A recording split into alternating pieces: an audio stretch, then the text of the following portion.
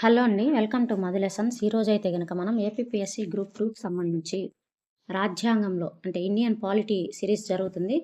రాజ్యాంగంలో 13వ భాగం, అలాగే 14వ భాగం ఈ 2 అంశాలను గురించి మనం ఈ వీడియోలో అయితే బిట్స్ చూద్దాం. ఎందుకంటే 13వ భాగంలో తక్కువే ఉన్నాయి. అందుకని రెండింటిని కలిపి ఈ వీడియోలో ఇస్తున్నా. 13వ భాగం ఏంటంటే భారతదేశ భూభాగంలో వర్తకము, వాణిజ్యము మరియు అంతర్రాష్ట్ర ప్రయాణాలు అనే అంశం గురించి ఉంది. భారత రాజ్యాంగంలోని ఏ భాగం దేశం లోపల వర్తకం మరియు వాణిజ్య స్వేచ్ఛను గురించి వివరిస్తుంది? 11వ భాగం, 12వ భాగం, 13వ భాగం, 14వ భాగం. ఆన్సరు 13వ భాగం. భారత రాజ్యాంగంలోని 13వ భాగం దేశీయ వాణిజ్యం, రాష్ట్రాల మధ్య వ్యాపార సంబంధాల గురించి ప్రత్యేకంగా వివరిస్తుంది. భారత రాజ్యాంగంలోని 13వ భాగం ఏ నిబంధనల మధ్య విస్తరించి ఉంది? భారత రాజ్యాంగంలోని 13వ భాగం ఏ నిబంధనల మధ్య విస్తరించి ఉంది? ఆర్టికల్ 294 నుంచి 300, ఆర్టికల్ 301 నుంచి 307, ఆర్టికల్ 308 నుంచి 323, ఆర్టికల్ 324 నుండి 329. ఆన్సరు ఆర్టికల్ 301 నుంచి 307 వరకు ఉంది. ఈ భాగంలో మొత్తం 7 ఆర్టికల్స్ అంటే 301 నుంచి 307 వరకు ఉన్నాయి. ఇవి వాణిజ్య స్వేచ్ఛ మరియు దానిపై ఉండే పరిమితులను తెలుపుతాయి. భారతదేశ భూభాగం అంతటా వర్తకం, వాణిజ్యం మరియు పరస్పర సంబంధాలు స్వేచ్ఛగా సాగాలి అని ప్రకటించే ఆర్టికల్ ఏది? 301, 302, 303, 304. ఆన్సరు 301. ఆర్టికల్ 301 అనేది దేశంలో ఆర్థిక సమగ్రతను కాపాడటానికి రాష్ట్రాల సరిహద్దుల మధ్య ఎలాంటి అడ్డంకులు లేకుండా వ్యాపారం చేసుకునే హక్కుని ఇస్తుంది. వర్తక వాణిజ్య స్వేచ్ఛ అనే రాజ్యాంగ భావనను భారతదేశం ఏ రాజ్యాంగం నుంచి తీసుకుంది, గ్రహించింది? America, Britain, Australia, Canada. Answer Australia. ఆస్ట్రేలియాలోని రాజ్యాంగంలో సెక్షన్ 92 ఆధారంగా మన రాజ్యాంగ కర్తలు ఆర్టికల్ 301ని రూపొందించారు. ప్రజా ప్రయోజనాల దృష్ట్యా అంతర్రాష్ట్ర వర్తక స్వేచ్ఛపై ఆంక్షలు విధించే అధికారం ఎవరికి ఉంది? రాష్ట్ర ప్రభుత్వాలకు, పార్లమెంటుకు, సుప్రీంకోర్టుకు, కేవలం రాష్ట్రపతికి. ఆన్సరు పార్లమెంటుకు ఉంది. ఆర్టికల్ 302 ప్రకారం దేశంలో ఏ వస్తువు కొరత ఏర్పడినప్పుడు లేదా ప్రజా ప్రయోజనాల కోసం పార్లమెంటు చట్టం ద్వారా వాణిజ్యంపై పరిమితులు విధించవచ్చు. ఏ ఆర్టికల్ ప్రకారం వస్తువుల కొరత ఉన్న పరిస్థితిలో తప్ప పార్లమెంటు లేదా రాష్ట్రాలు వ్యాపార విషయాల్లో ఒక రాష్ట్రంపై మరొక రాష్ట్రానికి ప్రాధాన్యతను ఇవ్వకూడదు, అంటే వివక్ష చూపకూడదు? ఆర్టికల్ 301, 303, 305, 306. Answer article 303. ఆర్టికల్ 303(1) ప్రకారం కేంద్ర మరియు రాష్ట్ర ప్రభుత్వాలు నిర్దిష్ట రాష్ట్రాల పట్ల వ్యాపార వివక్షను చూపరాదు. అయితే ఆర్టికల్ 303లోని 2 ప్రకారం దేశంలో ఎక్కడైనా తీవ్రమైన వస్తువుల కొరత ఉంటే కేంద్రం కొన్ని మినహాయింపులు ఇవ్వవచ్చు. ఒక రాష్ట్రం ప్రజా ప్రయోజనాల కోసం ఇతర రాష్ట్రాల నుంచి వచ్చే వస్తువులపై సహేతుకమైన ఆంక్షలు విధించవచ్చని తెలిపే ఆర్టికల్ ఏది? సహేతుకమైన ఆంక్షలు విధించవచ్చు అని తెలిపే ఆర్టికల్ ఏది? Article 304A, 304B, 302, 307. Answer article 304B. Article 304B రాష్ట్ర శాసనసభలకు తమ పరిధిలో ప్రజా ప్రయోజనాల కోసం అంతర్రాష్ట్ర వాణిజ్యంపై ఆంక్షలు విధించే అధికారాన్ని ఇస్తుంది. ఒక రాష్ట్ర ప్రభుత్వం ఇతర రాష్ట్రాల వస్తువులపై ఆంక్షలు విధించే బిల్లును అసెంబ్లీలో ప్రవేశపెట్టే ముందు ఎవరి ముందస్తు అనుమతి అవసరం? తప్పనిసరి రాష్ట్ర గవర్నర్, భారత ప్రధానమంత్రి, భారత రాష్ట్రపతి, కేంద్ర హోంమంత్రి. ఆన్సరు భారత రాష్ట్రపతి. ఆర్టికల్ 304B కింద రాష్ట్రాలు చేసే చట్టాలు లేదా దేశ ఆర్థిక వ్యవస్థను దెబ్బతీయకుండా ఉండటానికి బిల్లు ప్రవేశపెట్టే ముందు రాష్ట్రపతి అనుమతి తీసుకోవడం తప్పనిసరి. ప్రభుత్వాలు నడిపే వ్యాపార ఏకఛత్రాధిపత్యాన్ని రక్షించే ఆర్టికల్ ఏది? ప్రభుత్వాలు నడిపే వ్యాపార ఏకఛత్రాధిపత్యాన్ని రక్షించే ఆర్టికల్ ఏది? ఆర్టికల్ 301, 303, 305, 307. ఆన్సరు 305. ఆర్టికల్ 305 ప్రకారం ప్రభుత్వం ఏదైనా నిర్దిష్ట వ్యాపారాన్ని లేదా పరిశ్రమను పూర్తిగా తన ఆధీనంలోకి తీసుకుంటే, ఉదాహరణకు రైల్వేలు, దానికి వర్తక స్వేచ్ఛకు భంగం కలిగినట్లుగా భావించకూడదు. వర్తక వాణిజ్య నిబంధనల అమలును పర్యవేక్షించడానికి ఒక ప్రత్యేక సంస్థను లేదా అధికారిని నియమించే అధికారం పార్లమెంటుకి ఇచ్చే ఆర్టికల్ ఏది? ఆర్టికల్ 304, 305, 306, 307. Answer article 307. ఆర్టికల్ 301 నుంచి 306 వరకు ఉన్న నిబంధనల లక్ష్యాలను నెరవేర్చడానికి పార్లమెంటు తగిన అధికార సంస్థను ఏర్పాటు చేయవచ్చని ఆర్టికల్ 307 చెబుతుంది. ఇప్పుడు రాజ్యాంగంలో 14వ భాగం. ఇప్పటిదాకా ఈ 10 బిట్స్ మనం 13వ భాగం గురించి తెలుసుకున్నాము. ఇప్పుడు 14వ భాగం. కేంద్ర మరియు రాష్ట్రాల పరిధిలో సేవలు అలాగే పబ్లిక్ కమిషన్, సర్వీస్ కమిషన్లను గురించి ఇప్పుడు తెలుసుకుందాం. భారత రాజ్యాంగంలో 14వ భాగం దేనికి సంబంధించినది? ఎన్నికలు, అధికార భాషలు, కేంద్ర మరియు రాష్ట్రాల పరిధిలోని సర్వీసులు, ట్రిబ్యునల్స్. ఆన్సరు కేంద్ర మరియు రాష్ట్రాల పరిధిలోని సర్వీసులు. కేంద్ర రాష్ట్ర ప్రభుత్వ ఉద్యోగాలు, వాటి నిబంధనలు మరియు పబ్లిక్ సర్వీస్ కమిషన్ల నిర్మాణం గురించి ఈ భాగం వివరిస్తుంది. 14వ భాగంలో ఉన్న నిబంధనలు ఎక్కడి నుండి ఎక్కడి వరకు? ఆర్టికల్ 308 నుంచి 323 వరకు, 315 నుంచి 323 వరకు, 324 నుండి 330 వరకు, 301 నుంచి 307 వరకు. ఆన్సరు 308 నుంచి 323 వరకు. ఈ భాగాన్ని 2 అధ్యాయాలుగా విభజించారు. మొదటి అధ్యాయం ఏంటంటే సర్వీసుల గురించి 308 నుంచి 314 వరకు. రెండో అధ్యాయం పబ్లిక్ సర్వీస్ కమిషన్ల గురించి, ఇది 315 నుంచి 323 వరకు తెలుపుతుంది. ప్రభుత్వ ఉద్యోగుల నియామకం మరియు సేవా నిబంధనలను రూపొందించే అధికారం ఎవరికి ఉంటుంది? కేవలం సుప్రీంకోర్టుకు, పార్లమెంటు లేదా రాష్ట్ర శాసనసభలకు, కేవలం పబ్లిక్ సర్వీస్ కమిషన్లకు, కేంద్ర క్యాబినెట్ సెక్రటేరియట్కు. ఆన్సరు పార్లమెంటు లేదా రాష్ట్ర శాసనసభలకు ఉంటుంది. ఆర్టికల్ 309 ప్రకారం కేంద్ర సర్వీసులకు పార్లమెంటు, రాష్ట్ర సర్వీసులకు ఆయా రాష్ట్ర శాసనసభలో చట్టాలు చేయవచ్చు. చట్టం చేసే వరకు రాష్ట్రపతి లేదా గవర్నర్ నియమాలను నిర్ణయిస్తారు. రాజ్యాంగంలోని ఏ ఆర్టికల్ అభీష్ట సిద్ధాంతం గురించి తెలుపుతుంది? రాజ్యాంగంలోని ఏ ఆర్టికల్ అభీష్ట సిద్ధాంతం గురించి తెలుపుతుంది? ఆర్టికల్ 309, 310, 311, 312. ఆన్సరు 310. ఆర్టికల్ 310 ప్రకారం కేంద్ర సివిల్ ఉద్యోగులు రాష్ట్రపతి అభీష్టం ఉన్నంత వరకు, రాష్ట్ర సివిల్ ఉద్యోగులు గవర్నర్ అభీష్టం ఉన్నంత వరకు పదవిలో కొనసాగుతారు. ఆర్టికల్ 310 ప్రకారం రక్షణ రంగంలో సేవల్లో పనిచేసే ఉద్యోగులు ఎవరి అభీష్టం ఉన్నంత వరకు పదవిలో ఉంటారు? రక్షణ శాఖ మంత్రి, ఆర్మీ చీఫ్, భారత రాష్ట్రపతి, భారత ప్రధానమంత్రి. ఆన్సరు భారత రాష్ట్రపతి. రక్షణ రంగ సేవలు మరియు కేంద్ర సివిల్ సర్వీస్ ఉద్యోగులందరూ రాజ్యాంగబద్ధంగా రాష్ట్రపతి అభీష్టం మేరకే పనిచేస్తారు. ప్రభుత్వ ఉద్యోగులకు ఏ ఆర్టికల్ కింద రాజ్యాంగ రక్షణలు కల్పించబడ్డాయి?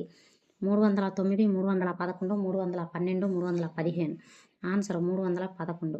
ఆర్టికల్ 311 అనేది ప్రభుత్వ ఉద్యోగులను ఏకపక్షంగా అక్రమంగా ఉద్యోగాల నుండి తొలగించకుండా రక్షణ కల్పిస్తుంది. ఆర్టికల్ 311 ప్రకారం ఒక ప్రభుత్వ ఉద్యోగిని ఉద్యోగం నుండి తొలగించే అధికారం ఎవరికి ఉంటుంది? వారిని నియమించిన అధికారి కంటే దిగువ స్థాయి అధికారి, వారిని నియమించిన అధికారి కంటే ఎగువ స్థాయి అధికారి, కేవలం కోర్టులకు మాత్రమే ఏ పై అధికారి అయినా తొలగించవచ్చు.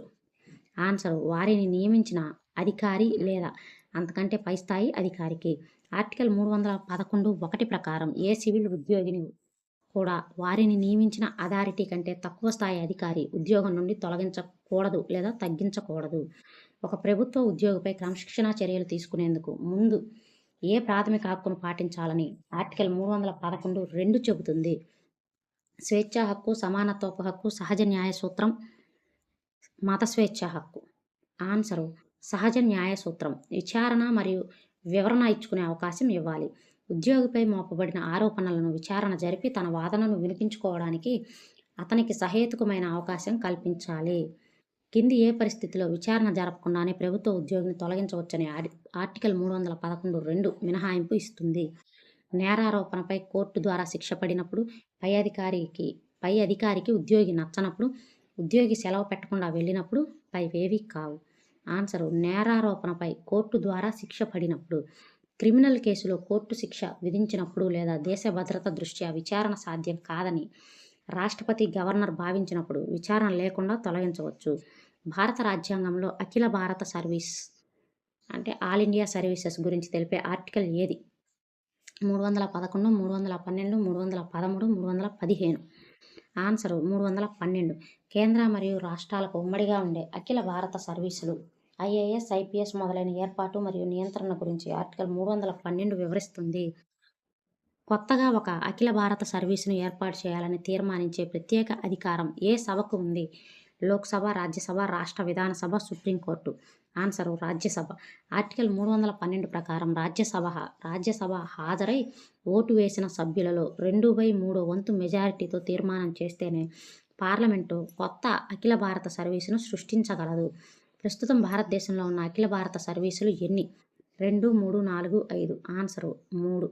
Indian administrative service, Indian police service, Indian forest service. క్రింది వాటిలో ఏది అఖిల భారత సర్వీస్ కిందకు రాదు? IAS, IPS, IFS. Indian forest service ఉంది, ఇండియన్ ఫారెన్ సర్వీస్ ఉంది. Indian forest, Indian foreign. Answer IFS అంటే ఇండియన్ ఫారెన్ సర్వీస్. భారత విదేశాంగ సర్వీస్ అనేది ఆల్ ఇండియా సర్వీసుల్లోకి రాదనమాట.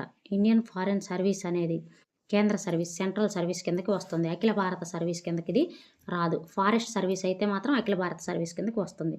ఇండియన్ ఫారెస్ట్ సర్వీస్ను ఏ సంవత్సరంలో అఖిల భారత సర్వీస్గా చేర్చారు?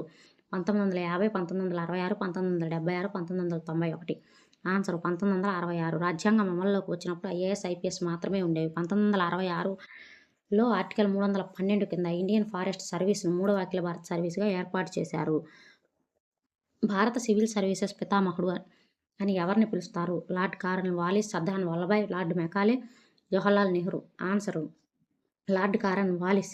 బ్రిటిష్ కాలంలో సివిల్ సర్వీసుకు పునాది వేసినందుకు కారన్ వాలిస్ను పిలుస్తారు. అయితే ఆధునిక అఖిల భారత సర్వీసుల పితామహుడు అని సర్దార్ వల్లభాయ్ పటేల్ను పిలుస్తారు. అఖిల భారత సర్వీసులను దేశ ఉక్కు చట్టం అని అభివర్ణించింది ఎవరు? మహాత్మా గాంధీ, సర్దార్ అంబేద్కర్, రాజేంద్ర ప్రసాద్. ఆన్సరు సర్దార్ వల్లభాయ్ పటేల్. దేశ సమగ్రతను, పరిపాలన వ్యవస్థను బలంగా ఉంచడంలో సివిల్ సర్వెంట్ల పాత్రను మెచ్చుకుంటూ పటేల్ ఈ వ్యాఖ్యను చేశారు. ఆల్ ఇండియా జ్యుడిషియల్ సర్వీస్ను ఏర్పాటు చేసే నిబంధనల ఆర్టికల్ 312లో ఏ రాజ్యాంగ సవరణ ద్వారా చేర్చారు?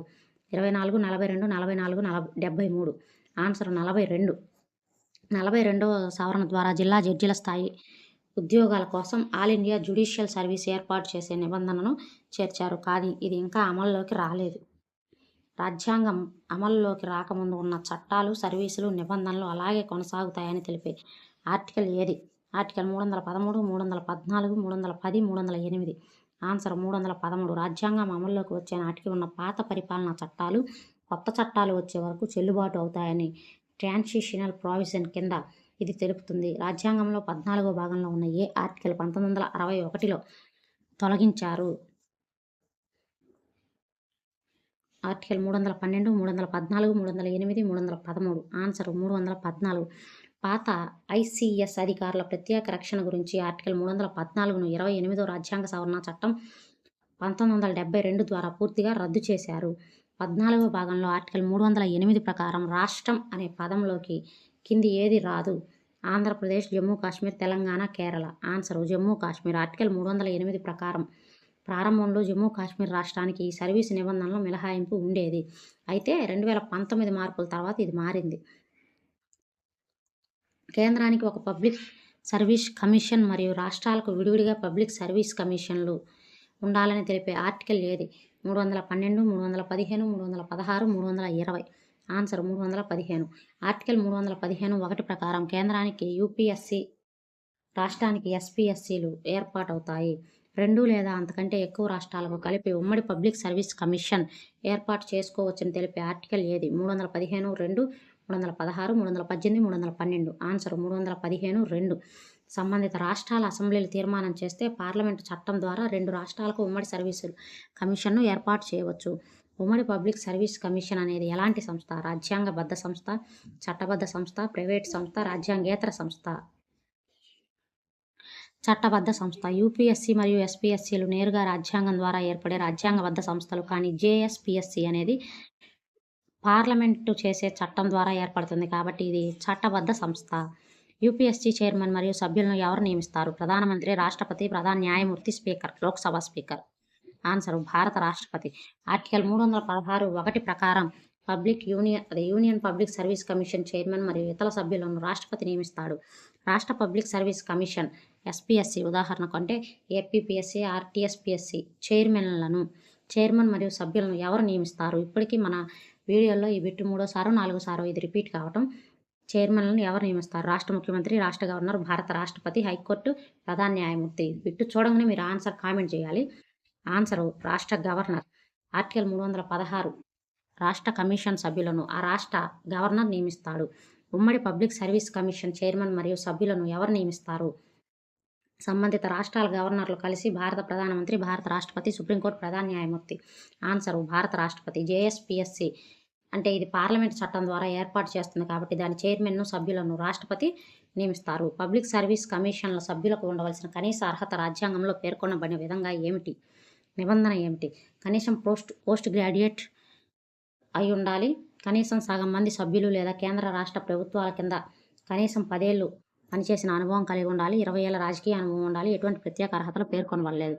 కనీసం సగం మంది సభ్యులు కేంద్ర లేదా రాష్ట్ర ప్రభుత్వాల కింద కనీసం 10 ఏళ్ళు పనిచేసిన అనుభవాన్ని కలిగి ఉండాలి. రాజ్యాంగంలో చదువు పరంగా ప్రత్యేక అర్హతలు లేవు కానీ 316 ఆర్టికల్ 316(1) ప్రకారం సగం మంది సభ్యులు 10 ఏళ్ల ప్రభుత్వ సేవ అనుభవం ఉండాలి. యూపీఎస్సీ చైర్మన్ మరియు సభ్యుల పదవీ కాలం ఎంత? 5 సంవత్సరాలు లేదా 62 ఏళ్ళు, 6 సంవత్సరాలు లేదా 65 ఏళ్ళు, 5 సంవత్సరాలు లేదా 65 ఏళ్ళు, 6 సంవత్సరాలు లేదా 62 ఏళ్ళు. ఆన్సరు 6 సంవత్సరాలు లేదా 65 సంవత్సరాలు, 65 ఏళ్ళు. ఆయన వచ్చి పదవిలోకి వచ్చిన తర్వాత 6 సంవత్సరాలు కానీ ఉండాలి, 6 సంవత్సరాలు పనిచేయాలి, లేదా ఈ లోపల 65 సంవత్సరాలు అయితే రిటైర్ అవుతాడు అనమాట. ఆర్టికల్ 316(2) ప్రకారం యూపీఎస్సీ సభ్యులు 6 సంవత్సరాల పదవీ కాలం లేదా 65 సంవత్సరాల వయసు వచ్చే వరకు పదవిలో ఉంటారు. రాష్ట్ర పబ్లిక్ సర్వీస్ కమిషన్ సభ్యుల పదవీ కాలం ఎంత? 6 సంవత్సరాలు లేదా 65, 5 సంవత్సరాలు లేదా 62, 6 సంవత్సరాలు లేదా 62, 5 సంవత్సరాలు లేదా 60 ఏళ్ళు. ఆన్సర్ 6 సంవత్సరాలు లేదా 62 ఏళ్ళు. వీళ్ళు రాష్ట్రం అనుకో 6 సంవత్సరాలు లేదా 62 ఏళ్ళు. అదే యూపీఎస్సీ అనుకో 6 సంవత్సరాలు లేదా 65 ఏళ్ళు అనమాట వాళ్ళకి. రాష్ట్ర కమిషన్ సభ్యుల పదవీ కాలం 6 ఏళ్లే కానీ గరిష్ట వయసు పరిమితి మాత్రం 62 ఏళ్ళు మాత్రమే. గతంలో ఇది 60 ఉండేది. 41వ రాజ్యాంగ సవరణ 1976 ద్వారా 62కు పెంచారు. జేఎస్పీఎస్సీ సభ్యుల పదవీ కాలం ఎంత? 6 సంవత్సరాలు లేదా 65, 6 సంవత్సరాలు లేదా 62, 5 సంవత్సరాలు లేదా 62, 5 సంవత్సరాలు లేదా 65. ఇది 6 సంవత్సరాలు లేదా 62 ఏళ్ళు. ఎందుకంటే ఇది కూడా రాష్ట్రాలే కదా, 2-3 ఉమ్మడి రాష్ట్రాలు కలిపి ఈ సర్వీస్ కమిషన్ నియమించుకుంటాయి కాబట్టి ఇదైనా అంతే 6 సంవత్సరాలు లేదా 62 ఏళ్ళు. యూపీఎస్సీ సభ్యులు తమ రాజీనామా లేఖను ఎవరికి సమర్పించాలి? భారత ప్రధానమంత్రికి, లోక్సభ స్పీకర్కి, భారత రాష్ట్రపతికి, యూపీఎస్సీ చైర్మన్కు. ఆన్సర్ భారత రాష్ట్రపతికి. నియామకం చేసిన రాష్ట్రపతికి తమ రాజీనామా పత్రాన్ని ఇవ్వాల్సి ఉంటుంది. రాష్ట్ర పబ్లిక్ సర్వీస్ కమిషన్ సభ్యులు తమ రాజీనామాను ఎవరికి ఇవ్వాలి? రాష్ట్ర ముఖ్యమంత్రికి, రాష్ట్ర గవర్నర్కు, భారత రాష్ట్రపతికి, హైకోర్టు ప్రధాన న్యాయమూర్తికి. ఆన్సర్ రాష్ట్ర గవర్నర్కే ఇవ్వాలి. రాష్ట్ర కమిషన్ సభ్యులను గవర్నర్ నియమిస్తారు కాబట్టి రాజీనామా పత్రాన్ని గవర్నర్కే ఇవ్వాలి. రాష్ట్ర పబ్లిక్ సర్వీస్ కమిషన్ చైర్మన్ లేదా సభ్యులను పదవి నుండి తొలగించే అధికారం ఎవరికి ఉంది? రాష్ట్ర గవర్నర్కు, రాష్ట్ర అసెంబ్లీకి, భారత రాష్ట్రపతికి, హైకోర్టుకి. ఆన్సర్ భారత రాష్ట్రపతికి ఉంది.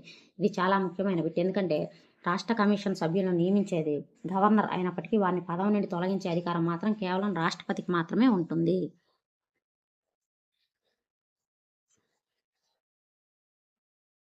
చూడండి, రాష్ట్ర కమిషన్ సభ్యులు వాళ్ళ రాజీనామా పత్రాన్ని ఏమో గవర్నర్కి అందించాలి. వాళ్ళని నియమించేదేమో గవర్నరు. కానీ వాళ్ళని అధికారంలో నుంచి తొలగించేది మాత్రం రాష్ట్రపతి.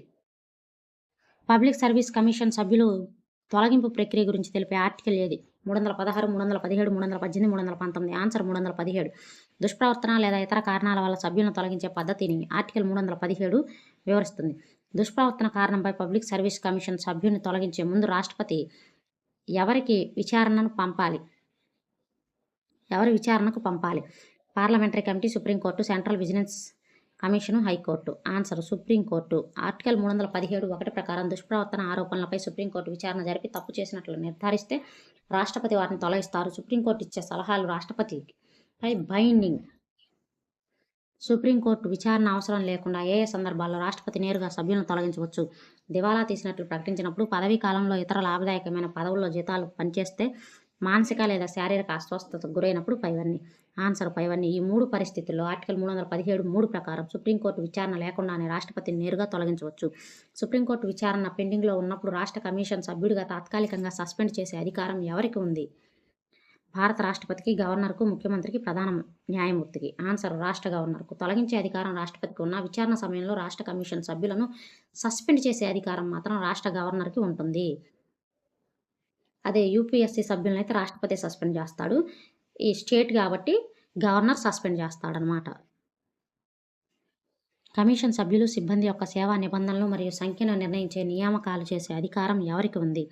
ఆర్టికల్ 318 ప్రకారం రాష్ట్రపతికి, గవర్నర్కి, కేవలం పార్లమెంట్కు, కేంద్ర హోంశాఖకు, ఆర్థిక శాఖకు. ఆన్సర్ ఆర్టికల్ 318 ప్రకారం రాష్ట్రపతికి మరియు గవర్నర్కి ఉంది. ఆర్టికల్ 318 ప్రకారం కమిషన్లో ఎంతమంది సభ్యులు ఉండాలి, వారి సిబ్బంది నిబంధనలు ఏమిటో రాష్ట్రపతి లేదా గవర్నర్ నియమ నిబంధనల ద్వారా నిర్ణయిస్తారు. పబ్లిక్ సర్వీస్ కమిషన్ల ఖర్చులను ఎక్కడి నుంచి చెల్లిస్తారు? Contingency fund, consolidation fund, public accounts fund, కేంద్ర ఆర్థిక మంత్రిత్వ శాఖ నిధులు. ఆన్సరు కన్సోలిడేటెడ్ ఫండ్ అంటే సంచిత నిధి. ఆర్టికల్ 322 ప్రకారం యూపీఎస్సీ ఖర్చులకు కేంద్ర సంచిత నిధి నుండి, రాష్ట్ర కమిషన్ల ఖర్చులను రాష్ట్ర సంచిత నుండి భరిస్తారు. వీటిపై పార్లమెంటు లేదా అసెంబ్లీలో ఓటింగ్ అనేది జరగదు. పబ్లిక్ సర్వీస్ కమిషన్ విధుల విస్తరణ గురించి తెలిపే ఆర్టికల్ ఏది? ఆర్టికల్ 318, 319, 321, 323. ఆన్సర్ 321. ఆర్టికల్ 321 ప్రకారం పార్లమెంట్ చట్టం చేయడం ద్వారా యూపీఎస్సీకి, రాష్ట్ర శాసనసభ చట్టం చేయడం ద్వారా ఎస్పీఎస్సీకి అదనపు విధులు అప్పగించవచ్చు. యూపీఎస్సీ తన వార్షిక నివేదికను ఎవరికి సమర్పిస్తుంది? ప్రధానమంత్రికి, హోంమంత్రికి, పార్లమెంటుకు, రాష్ట్రపతికి. ఆన్సర్ రాష్ట్రపతికి. ఆర్టికల్ 323 ప్రకారం యూపీఎస్సీ ప్రతి సంవత్సరం తన పనితీరుపై నివేదికను రాష్ట్రపతికి ఇస్తుంది. రాష్ట్రపతి దాన్ని పార్లమెంటు ఉభయ సభల ముందు ఉంచుతాడు. రాష్ట్ర పబ్లిక్ సర్వీస్ కమిషన్ తన నివేదికను ఎవరికి సమర్పిస్తుంది? ముఖ్యమంత్రికి, గవర్నర్కి, రాష్ట్ర శాసనసభకు, రాష్ట్ర హైకోర్టు ప్రధాన న్యాయమూర్తికి. ఆన్సర్ రాష్ట్ర గవర్నర్కు. ఆర్టికల్ 323 ప్రకారం ఎస్పీఎస్సీ నివేదికను రాష్ట్ర గవర్నర్కు సమర్పిస్తుంది. గవర్నర్ ఆ నివేదికను రాష్ట్ర శాసనసభ అంటే అసెంబ్లీ ముందు ప్రవేశపెడతాడు. Joint state public service commission తన నివేదికను ఎవరికి సమర్పిస్తుంది? భారత రాష్ట్రపతికి, కేంద్ర హోంమంత్రికి, సంబంధిత రాష్ట్రాల గవర్నర్లకు, సుప్రీంకోర్టు ప్రధాన న్యాయమూర్తికి. ఆన్సర్ సంబంధిత రాష్ట్రాల గవర్నర్లకు. ఉమ్మడి కమిషన్ ఏ రాష్ట్రాల కోసం ఏర్పాటైందో ఆయా రాష్ట్రాల గవర్నర్లకు విడివిడిగా నివేదికను సమర్పిస్తుంది. ఆ గవర్నర్లు తమ రాష్ట్ర అసెంబ్లీల్లో వాటిని పెడతారు. పబ్లిక్ సర్వీస్ కమిషన్ల సలహాలను ప్రభుత్వం తిరస్కరిస్తే ఏం చేయాలి? కోర్టుకు సమాధానం చెప్పాలి. తిరస్కరణకు గల కారణాలను పార్లమెంట్, అసెంబ్లీ ముందు వివరించాలి. కమిషన్ చైర్మన్ లిఖితపూర్వక క్షమాపణ చెప్పాలి. ప్రభుత్వం ఎలాంటి వివరణ ఇవ్వాల్సిన అవసరం లేదు. తిరస్కరణకు గల కారణాలను పార్లమెంటు లేదా అసెంబ్లీ ముందు వివరించాలి. ఆర్టికల్ 323 ప్రకారం కమిషన్ ఇచ్చిన సలహాలను ప్రభుత్వం ఎందుకు అంగీకరించలేదో తెలియజేస్తూ ఒక జ్ఞాపికను సభ ముందు ఉంచడం తప్పనిసరి. క్రింది వాటిలో రాజ్యాంగబద్ధమైన సంస్థ ఏది? నీతి ఆయోగ్, జాతీయ మానవ హక్కుల కమిషన్, కేంద్ర సమాచార కమిషన్, కేంద్ర పబ్లిక్ సర్వీస్ కమిషన్. ఆన్సర్ కేంద్ర పబ్లిక్ సర్వీస్ కమిషన్. రాజ్యాంగంలోని ఆర్టికల్స్ ద్వారా ఏర్పాటు చేయబడిన సంస్థలను రాజ్యాంగబద్ధ సంస్థలు అంటారు. యూపీఎస్సీకి ఆర్టికల్ 315 రక్షణ ఉంది. మిగిలినవి చట్టబద్ధమైన లేదా కార్యనిర్వాహక సంస్థలు. మొదటి వెనుకబడిన తరగతుల కమిషన్ చైర్మన్ ఎవరు? బీసీ కమిషన్ చైర్మన్ ఎవరు? కాకా కాల్కేకర్, BP mandal, Muralidhar Rao, justice Eshwaraiah. Answer కాకా కాల్కేకర్. కాలేల్కర్. ఓకే. దేశంలో ప్రభుత్వ సర్వీసుల్లో వెనకబడిన వర్గాల స్థితిగతులపై అధ్యయనానికి 1953లో మొదటిసారిగా కాకా కలేల్కర్ కమిషన్ ఏర్పాటైంది. ఇది మొదటిది. రెండవది మండల్ కమిషన్ అన్నమాట. ఆల్ ఇండియా సర్వీసెస్ యాక్ట్ ఏ సంవత్సరంలో చేయబడింది? 1947, 50, 51, 56. ఆన్సర్ 1951. రాజ్యాంగంలోని ఆర్టికల్ 312కు అనుగుణంగా పార్లమెంట్లో 1951లో ఆల్ ఇండియా సర్వీస్ యాక్ట్ ఆమోదించింది. దీని ద్వారానే నియామక నిబంధనలు రూపాంతరం చెందాయి. యూపీఎస్సీ మరియు ఎస్పీఎస్సీ సభ్యుల సంఖ్యను నిర్ణయించే అధికారం ఎవరికి ఉంటుంది? కేంద్రానికి, రాష్ట్రపతికి, రాష్ట్ర గవర్నర్కి, కేవలం భారత పార్లమెంటుకు మాత్రమే, సుప్రీంకోర్టు ప్రధాన న్యాయమూర్తి, కేంద్ర కేబినెట్ సెక్రటేరియట్కు. ఆన్సరు కేంద్రానికి, రాష్ట్రపతికి, రాష్ట్ర గవర్నర్కు. ఆర్టికల్ 318 ప్రకారం యూపీఎస్సీ సభ్యుల సంఖ్య మరియు సేవా నిబంధనలను రాష్ట్రపతి అలాగే ఎస్పీఎస్సీకి సంబంధించి వాటిని ఆయా రాష్ట్రాల గవర్నర్లు నిర్ణయిస్తారు. రాజ్యాంగంలో 14వ భాగం ఏ ఆర్టికల్తో ముగుస్తుంది? 320, 323, 323A, 324. ఆన్సర్ 323. 14వ భాగం ఆర్టికల్ 308 నుండి ప్రారంభమై 323 వరకు అంటే పబ్లిక్ సర్వీస్ కమిషన్ల నివేదికతో ముగుస్తుంది. గమనిక 323A మరియు 323B అనేవి 14A భాగం కిందకి వస్తాయి. కేంద్ర మరియు రాష్ట్ర పబ్లిక్ సర్వీస్ కమిషన్లు ప్రధానంగా ఎలాంటి సంస్థలు? శాసనాధికారాలున్న సంస్థలు, ప్రభుత్వానికి సలహాలు ఇచ్చే స్వతంత్ర సంస్థలు, కేవలం శిక్షణ ఇచ్చే విద్యా సంస్థలు, బడ్జెట్ కేటాయించే ఆర్థిక సంస్థలు.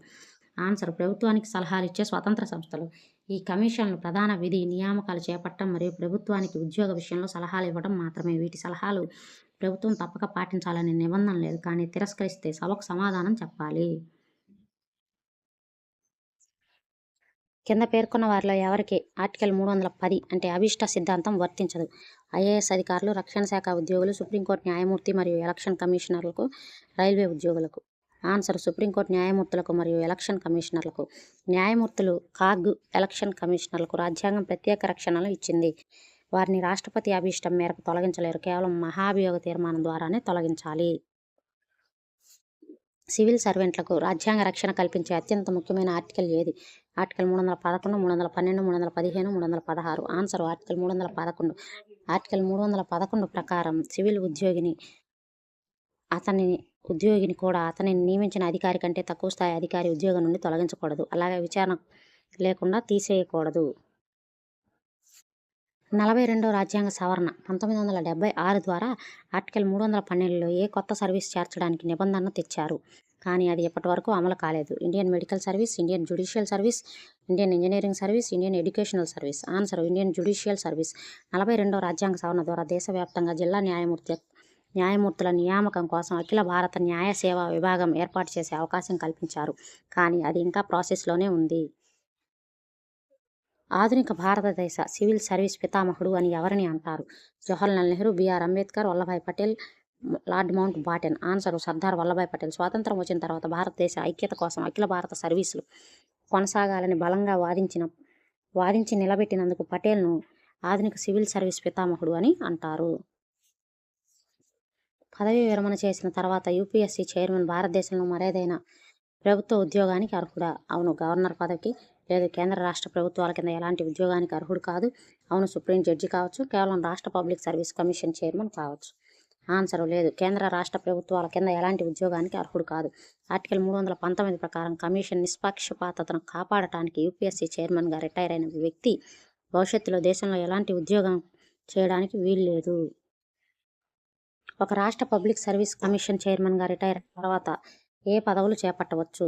యూపీఎస్సీ చైర్మన్ లేదా యూపీఎస్సీ సభ్యుడు కావచ్చు. ఇతర రాష్ట్రాల పీఎస్సీ చైర్మన్ కావచ్చు. పై రెండు సరైనవి. ఏ పదవికి అర్హుడు కాదు. ఆన్సర్ పై రెండు సరైనవి. ఎందుకంటే ఎస్పీఎస్సీ చైర్మన్గా రిటైర్ అయ్యాక కేంద్ర కమిషన్లో చైర్మన్ లేదా సభ్యుడిగా చేయవచ్చు, లేదా వేరే రాష్ట్రాల్లో చైర్మన్గా కూడా కావచ్చు, కానీ మరి ఏ ఇతర పదవులు కూడా ఉద్యోగం కూడా చేయడానికి వీల్లేదు. కేంద్రంలో అయితే ఏ పదవికి కేంద్ర రాష్ట్ర ఉద్యోగాల్లో ఏ ఉద్యోగాల్లో ఉండటానికి లేదు, కానీ రాష్ట్రంలో చైర్మన్ రిటైర్ అయితే కేంద్రంలో యూపీఎస్సీలో చైర్మన్గా కానీ సభ్యుడిగా కానీ కొనసాగవచ్చు, లేదా ఇతర రాష్ట్రాల్లో చైర్మన్గా కూడా కొనసాగవచ్చు. అయితే పబ్లిక్ సర్వీస్ కమిషన్ సభ్యులు తమ పదవీ కాలం ముగిసిన తర్వాత అదే పదవికి తిరిగి నియామకానికి అర్హులా? చూడండి, ఇప్పుడు 6 సంవత్సరాలు లేదా 62 ఏళ్ళు, 6 సంవత్సరాలు లేదా 65 ఏళ్ల కాలం ముగిసిన తర్వాత వాళ్ళు మళ్ళీ అదే పదవికి అంటే అదే ఉద్యోగంలో చైర్మన్గా మళ్ళీ ఎన్నిక అవుతారా అని అడుగుతున్నాడు. అవును, లేదు, ప్రభుత్వం తలచుకుంటే నియమించవచ్చు, కేవలం 6 నెలల పాటు పొడిగించవచ్చు. లేదు, అదే పదవికి తిరిగి నియమించబడటానికి వీల్లేదు. ఆర్టికల్ 316(3) ప్రకారం ఏ సభ్యుడు లేదా చైర్మన్ కూడా తాను రిటైర్ అయిన పదవిలోనే మళ్ళీ రెండోసారి కొనసాగటం, రెండో టర్ములు అనేవి వీల్లేదు. పబ్లిక్ సర్వీస్ కమిషన్ల ప్రధాన విధి ఏమిటి? ప్రభుత్వ ఉద్యోగాలకు జీతాలు పంచడం, సివిల్ సర్వీస్ ఉద్యోగుల నియామాల కోసం పరీక్షలు నిర్వహించడం, ప్రభుత్వ చట్టాలను అమలు చేయడం, రాష్ట్ర బడ్జెట్ను తయారు చేయడం. ఆన్సర్ సివిల్ సర్వీసెస్ ఉద్యోగ నియామకాల కోసం పరీక్షలు నిర్వహించడం. ఆర్టికల్ 320 ప్రకారం కేంద్ర మరియు రాష్ట్ర సర్వీసుల్లోని ఖాళీలను భర్తీ చేయడానికి అర్హులైన అభ్యర్థులను ఎంపిక చేసేందుకు పరీక్షలు నిర్వహించడం వీరి ప్రాథమిక విధి. కింద పేర్కొన్న ఏ విషయాల్లో ప్రభుత్వం తప్పనిసరిగా యూపీఎస్సీ లేదా ఎస్పీఎస్సీని సంప్రదించాలి? సివిల్ సర్వీస్ రిక్రూట్మెంట్ పద్ధతులపై, ఉద్యోగుల ప్రమోషన్లు మరియు బదిలీల గ్రూపింగ్పై, ఉద్యోగులపై తీసుకునే క్రమశిక్షణా చర్యలపై, పై అన్ని సందర్భాల్లోనూ. ఆర్టికల్ 323 ప్రకారం ఉద్యోగుల నియామకాలు, ప్రమోషన్లు, క్రమశిక్షణా చర్యల విషయంలో ప్రభుత్వం పబ్లిక్ సర్వీస్ కమిషన్ సలహాలు అడగటం రాజ్యాంగబద్ధమైన విధి. భారతదేశంలో మొదటి పబ్లిక్ సర్వీస్ కమిషన్ ఎప్పుడు ఏర్పాటైంది? 1926 అక్టోబర్ 1, 1935 డిసెంబర్ 1, 1947 ఆగస్టు 15, 1950 జనవరి 26. Answer 1926 October 1. లీ కమిషన్ సిఫార్సుల మేరకు బ్రిటిష్ కాలంలో 1926లో దేశంలో మొట్టమొదటిసారిగా సెంట్రల్ పబ్లిక్ సర్వీసెస్ కమిషన్ ఏర్పాటైంది. దీని మొదటి చైర్మన్ సర్ రోజ్ బార్కర్. 1935 భారత ప్రభుత్వ చట్టం ప్రకారం పబ్లిక్ సర్వీస్ కమిషన్ ఏ విధంగా మారింది? పేరు ఏ విధంగా మారింది? Union public service commission, federal public service commission, national public service commission, royal civil service commission. Answer federal public service commission. 1935 చట్టం ప్రకారం దీన్ని ఫెడరల్ పబ్లిక్ సర్వీస్ కమిషన్గా మార్చారు. స్వాతంత్రం వచ్చి రాజ్యాంగం అమల్లోకి వచ్చాక 1955లో దీన్ని పేరు మళ్ళీ యూపీఎస్సీగా మారింది. ఇవి రాజ్యాంగంలోని 14వ భాగం, 13వ భాగం మరియు 14వ భాగానికి సంబంధించినటువంటి ఇంపార్టెంట్ బిట్స్. వీడియో నచ్చినట్లయితే లైక్ చేయండి, షేర్ చేయండి. అలాగే మన ఛానల్ అయితే సబ్స్క్రైబ్ చేసుకోండి. Thank you for watching.